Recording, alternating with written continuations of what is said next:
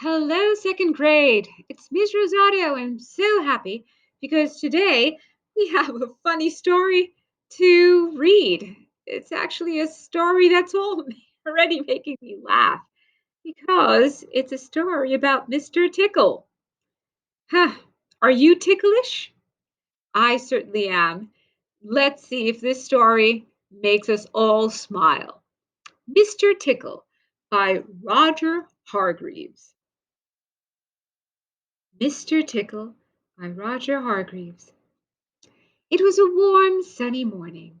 In his small house at the other end of the woods, Mr. Tickle was asleep. You didn't know that there was such a thing as a tickle, did you? Well, there is. Tickles are small and round, and they have arms that stretch and stretch and stretch. Extraordinarily long arms. Mr. Tickle was fast asleep. He was having a dream. It must have been a very funny dream because it made him laugh out loud, and that woke him up. He sat up in bed, stretched his extraordinarily long arms, and yawned. Oh, an enormous yawn. Mr. Tickle felt hungry. So do you know what he did? He reached out one of those extraordinarily long arms, opened the bedroom door, reached down the stairs, opened the kitchen cabinet, opened the canister where he kept his crackers, and took out a cracker. Then he brought it back upstairs. As you can see, it's very useful having arms as long as Mr. Tickle's. As Mr. Tickle ate his crackers, he looked out of the window. Today looks like a tickling day, he thought to himself. So later that morning, after Mr. Tickle had made his bed and eaten his breakfast, he set off through the woods. As he walked along, he kept his eyes wide open, looking for somebody to tickle, looking for anybody to tickle. Eventually, Mr. Tickle came to a school.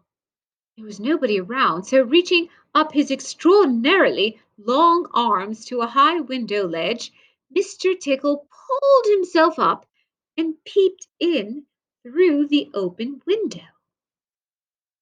Inside, he could see a classroom. There were children sitting at their desks and a teacher writing on the blackboard. Mr. Tickle waited a minute and then reached through the window.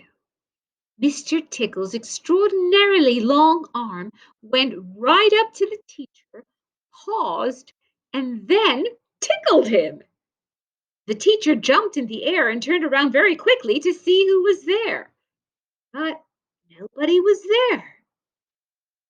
Mr. Tickle was enjoying himself so much he tickled the teacher again. The children in the classroom laughed and laughed and laughed. Finally, when Mr. Tickle thought he had had enough fun, he quietly brought his arm back through the open window. He knew the teacher would try to explain what happened, but Mr. Tickle knew he couldn't. Then Mr. Tickle went to town. What a day Mr. Tickle had! He tickled the policeman on traffic duty at the crossing in the middle of town. It caused an enormous traffic jam. He tickled the grocer just as he was piling apples neatly in his store window. The grocer fell over backwards and the apples rolled all over the store. At the railroad station, the guard was about to wave his flag for the train to leave. As he lifted his arm in the air, Mr. Tickle tickled him. Every time he tried to wave his flag, Mr. Tickle tickled him until the train was 10 minutes late, leaving the station, and all the passengers were furious. That day, Mr. Tickle tickled everybody. He tickled the doctor, he tickled the butcher, he even tickled old Mr. Stamp, the mailman, who dropped all his letters into a puddle. Then Mr. Tickle went home. Sitting in his armchair in his small house at the other side of the woods, he laughed and laughed every time he thought about all the people he had tickled. So, if you are in any way ticklish, beware of Mr. Tickle and those extraordinarily long arms of his. Just think, maybe he's around at this very moment while you're reading this book.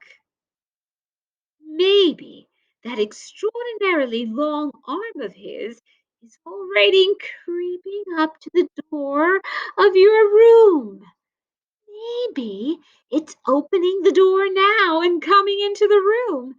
Maybe before you really know what's happening, you'll be tickled. Okay, that was a really fun story.